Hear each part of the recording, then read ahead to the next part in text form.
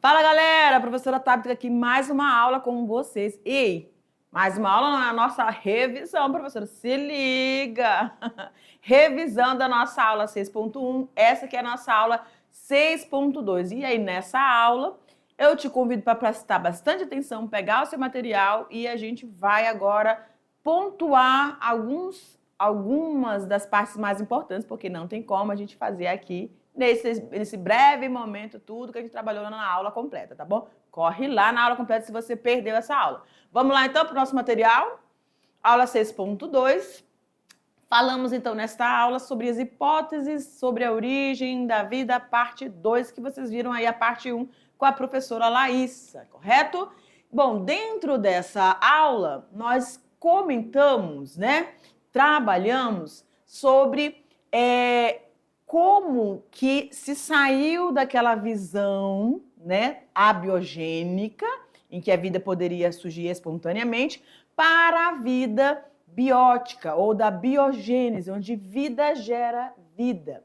E aí a gente descreveu aí o experimento de Pasteur, que foi aquele que realmente fez o checkmate para derrubar a antiga teoria que existia da abiogênese, e nesse experimento ele identificou que os elementos que eles estavam levando a fervuras, né, não tinha nada a ver com princípios ativos, não tinha nada a ver com uma força, né, como pregava ali o pessoal da abiogênese, e também não tinha a ver com a questão da maior ou menor temperatura, tinha a ver com a contaminação dos micro-organismos existentes no ar. E ele comprovou isso, fez experimentos dele tanto a nível do mar quanto acima do nível do mar, e deu tudo certo e foi concluído ali. Aí nós entramos para todas essas teorias, as hipóteses em relação a como então essas primeiras formas de vida surgiram. Já que se identificou esses micro-organismos, como que eles teriam surgido? Em que período? Como foi isso, né? Então foram elaboradas várias hipóteses, e aí a gente tem o Oparin e o Haldane aí como os precursores disso. E quem experienciou ou quem realizou um experimento, fez todo um dispositivo lá no laboratório de Urey, foi o Miller, né? E aí ele fez um experimento onde ele conseguiu descrever algumas composições químicas que estavam presentes na atmosfera. Tudo bem? E aí, nesse experimento, tá aqui, ó, ele descreveu aí a presença de amônia, metano, hidrogênio e vapor de água, correto? Lembraram? E aí ele fez o seu experimento. Nesse experimento, ele colocou esse elemento, né, em temperaturas elevadas, ferveu, depois,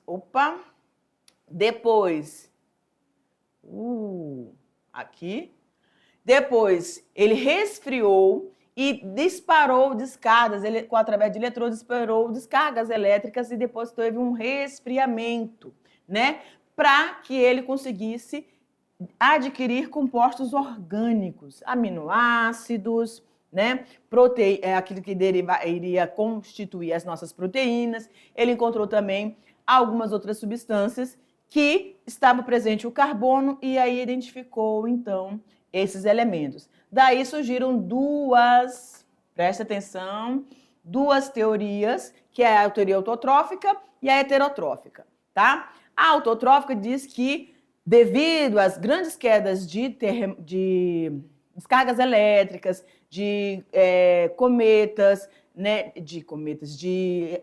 tá fugindo a palavra, de estruturas vindas do espaço, tá? Isso tornava esse ambiente superficial que pregava ali a hipótese heterotrófica não própria para o surgimento dessa vida que era tão simples. Então, eles acreditam que essa vida surgiu lá nas fendas termais, lá no fundo dos oceanos, tá?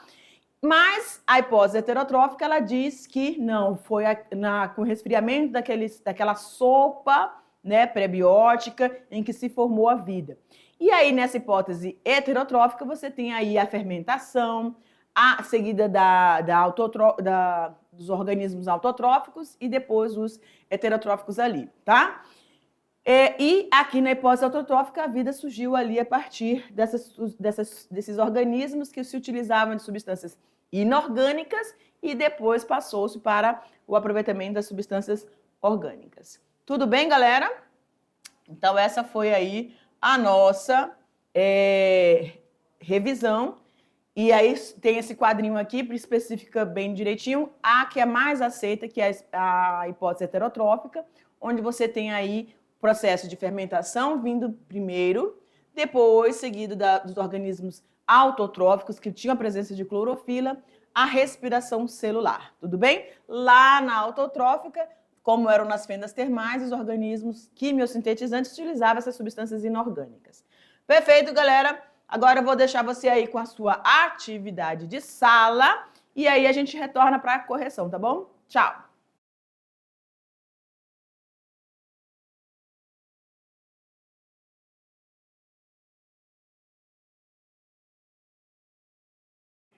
Pois, muito bem, agora que você está aí, né?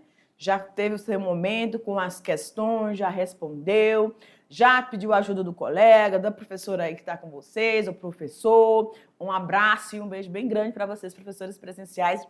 Beijo no coração de todos, tá bom? De cada um dos nossos estudantes. Mas agora vamos lá dar uma olhada nas nossas questões. Eu espero que vocês não tenham tido tantas dificuldades, né? É um assunto que tem que ser prestado bastante atenção para não incorrer aí a perigos, né, na alternativas, mais tranquilo, né? Vamos lá, nossa primeira questão no quadro. Tirando as dúvidas dos nossos estudantes, a questão 1 diz o seguinte: qual o motivo de maior discussão na hipótese autotrófica? Gostei. Deixa eu vir aqui para marcar texto. Pronto. Qual o motivo de maior discussão na hipótese autotrófica em relação à heterotrófica? Então, vamos lá. Eu vou pegar nessa questão, eu vou falar dela em cima de uma imagem, tá bom? Deixa eu ver aqui uma imagem legal. Poxa, não tem imagem que eu gostaria. Então vocês vão ficar aí na imaginação, tá? Faz parte. Então deixa a prof vir para cá pro cantinho para falar com vocês. É o seguinte, na hipótese autotrófica, eles descreveram o cenário da seguinte forma, né? Meteoritos, a prof esqueceu na hora da revisão, né? Meteoritos, né? Caíam, incidiam sobre a superfície da Terra com muita intensidade naquele período. As chuvas não eram chuvas fortes com ventos, eram temporais, descargas elétricas. E tudo isso incidindo sobre a superfície da Terra, formavam-se aí as crateras, né? Consequentemente, formando aí os nossos acúmulos de água nessa superfície. Só que isso estava as terras estavam passando por um processo de esfriamento. E o que eles acreditam? Não tinha como a vida que estava no processo de evolução, iniciando de forma tão simples, não tinha como essas vidas sobreviver ali na superfície dessa terra, né? Nesse sopão nutritivo, mais quente, esse caldo nutritivo que estava na superfície da Terra. Então, eles pensaram, se ela não se formou ali porque o ambiente não era propício, ele se formou em outro ambiente. E aí eles acreditam que eles descobriram fendas, né, rachaduras lá no fundo dos oceanos, chamados de assoalhos, ou fendas termais, e elas subiam, né, também vapores com ácido sulfúrico. Esses elementos, eles deram início, né, permitiram, então, essas substâncias inorgânicas deram início, então, à formação daquela vida tão simples. E dali, eles começaram a utilizar esses elementos e transformar isso, através de reações químicas, para a produção de energia para a sua sobrevivência, para a sua manutenção ali, tá? Então, esse era o ambiente descrito ali E essa era a razão ou motivo de que eles acreditam que essa hipótese autotrófica sim era plausível para explicar aí a origem da vida na Terra, tá bom? Então vamos lá ver o nosso... Olha lá. Aí a gente descreveu, se você contextualizou, se você falou mais ou menos o que a gente acabou de explanar, perfeito, tá bom? Aqui a gente constrói uma resposta que você tem que ter algumas palavras-chave dentro da sua resposta. Não precisa estar igual, a gente já sempre fala isso, mas as palavras-chave têm que estar ali, tá? Então, de que os seres vivos não sobreviveriam num ambiente tão instável? Então, essa instabilidade, ela precisa aparecer aí na sua resposta. Provocado pelo quê? Por bombardeios cósmicos, né? Tudo que vinha ali do espaço, que limitaria a vida nas águas quentes e rasas, ó, temperaturas, né? E aquela superfície rasa, como proposto na hipótese heterotrófica. Mas devem ter surgido numa região mais protegida, como o assoalho dos mares primitivos. Tudo bem? Então, precisa aparecer aí que esse ambiente era inapropriado, ou ambiente instável, devido ao quê? A esses bombardeios cósmicos. Precisa aparecer também essas águas superficiais, quentes, rasas, que era pregada aqui na hipótese heterotrófica. Tudo bem? Vamos para a próxima? Ok. Questão de número 2. Uma das evidências da hipótese autotrófica foi a descoberta de bactérias primitivas, que obtêm energia a partir de reações inorgânicas simples e vivem em ambientes inóspitos, como fontes de água quente e fendas submarinas. Essas bactérias foram chamadas de... Se lembra lá na hora aquela palavrão? A gente não pode ficar falando palavrão, né, gente? Mas apareceu um palavrão no meio da aula de biologia. Pois é. E aquele palavrão é justamente aquilo que a gente vai estar aqui respondendo, né? A gente tem aqui, ó, A, fermentadoras, B, sulfo... Ah, não é essa questão, não, é? Vamos ver.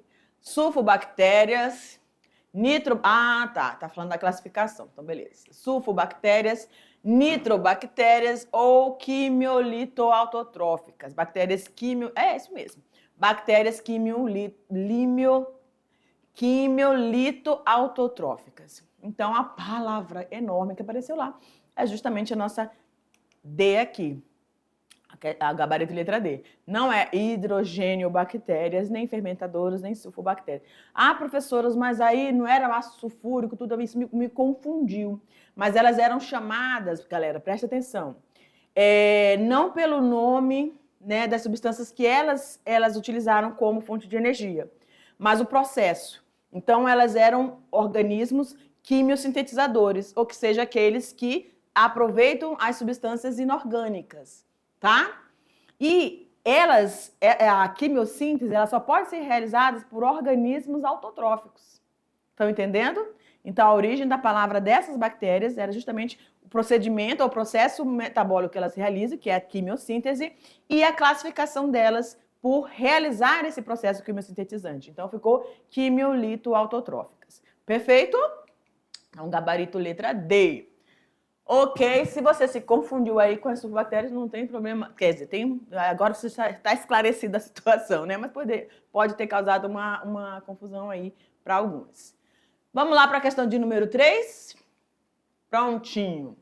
Diz o seguinte: segundo a teoria de Oparin, a vida na Terra poderia ter sido originada formadas pela combinação de moléculas a partir de substâncias orgânicas, como o metano, a amônia, o hidrogênio e o vapor d'água, que compunham a atmosfera primitiva da Terra.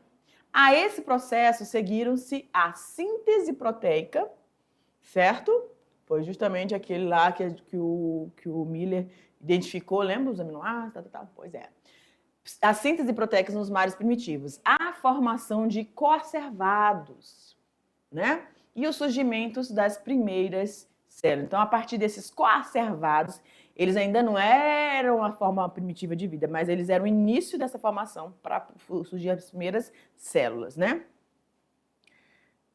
considerando-se os processos de formação e as formas de utilização dos gases oxigênio e dióxido de carbono, a sequência mais provável dos primeiros seres vivos na Terra foi, vamos lá, A. Autotróficos, heterotróficos, anaeróbios, ou seja, aqueles que não viviam na presença de gás oxigênio, e heterotróficos aeróbicos, agora com a presença de oxigênio.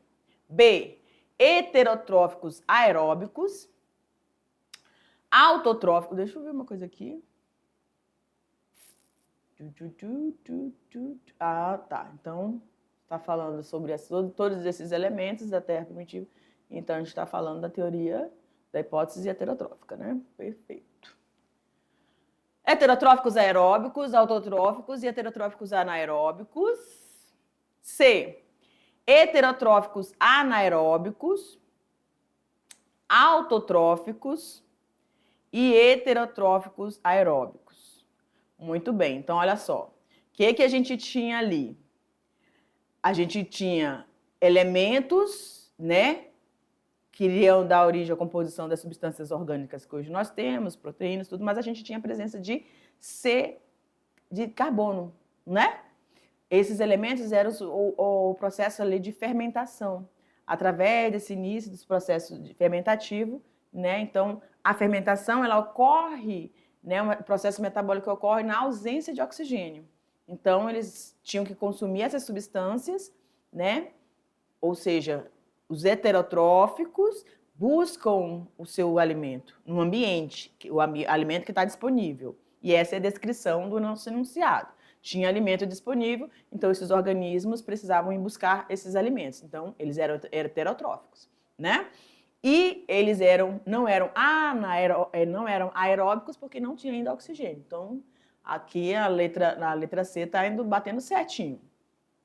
Aí vieram os organismos autotróficos, realizando fotossíntese, certo? A partir, agora você já tinha disponível o gás carbônico, aí você já vai ter outros elementos que vão permitir a esses organismos autotróficos clorofilados realizarem a liberação de oxigênio para a atmosfera e, consequentemente, agora os heterotróficos também que conseguiriam sobreviver com a disponibilidade de oxigênio, né? Mas vamos ver a D, autotróficos não dá para ser, e heterotróficos anaeróbicos, ok aqui, mas heterotróficos aeróbicos e autotróficos por últimos, não. E os autotróficos têm que vir antes dos heterotróficos aeróbicos, né? Então, o nosso gabarito aqui, a letra C, né? Heterotróficos anaeróbicos, autotróficos e heterotróficos aeróbicos. Perfeito? Tranquilinho? Então, vocês conseguem entender que o ambiente tinha disponibilidade de quê, professora? De todas aquelas substâncias, né, que o Miller encontrou lá no seu experimento, naquele dispositivo. Amônia, vapores d'água, tudo. Então, esses elementos estavam disponíveis em grande quantidade. Então, esses organismos ali que iniciaram sua formação começaram a se alimentar ali, utilizar isso que estava disponível em grande quantidade, e depois ela foi ficando mais escassa. Aí o outro grupo começou a surgir, os autotróficos, ou seja, organismos que eram clorofilados, começaram então a utilizar essas substâncias orgânicas que foram aparecendo e aí, com a presença do gás carbônico, realizavam aí a fotossíntese, né? E no processo fotossintético, esses organismos começaram a liberar o gás oxigênio e, consequentemente, disponibilizaram aí para a atmosfera e os organismos heterotróficos aeróbicos conseguiram aí a sua sobrevivência. A gente tem lá, eu não sei qual aula, se a gente já passou essa aula, acredito que sim, sobre lá o início dessas células dos organismos procariontes, que eram depois o surgimento desses procariontes autotróficos, lembram? Para os procariontes heterotróficos, aí com a formação, então, a incorporação de um organismo procarionte que virou a mitocôndria e de um organismo procarionte que virou autotrófico, que virou a clorofila. Então, a gente vai ter aí os grupos dos organismos que realizam fotossíntese e a respiração. Lembram disso? Perfeito, por isso a gente tem essa resposta aqui, gabarito letra C. Tranquilos? Vamos para a quarta. Quais as características favoráveis descritas para o surgimento dos primeiros seres vivos, segundo a hipótese heterotrópica, em relação à primeira via metabólica? Olha lá. A abundância, como a gente falou, de substâncias nutritivas no ambiente aquático e, possivelmente, a ausência de oxigênio, tá bom? Na atmosfera dissolvida na água. Deixa eu ver para a última aqui, que a gente já está perdendo tempo. Em 1953, em um aparelho engenhoso, o pesquisador Stanley Miller acrescentou um elemento a mais para a compreensão da origem da vida.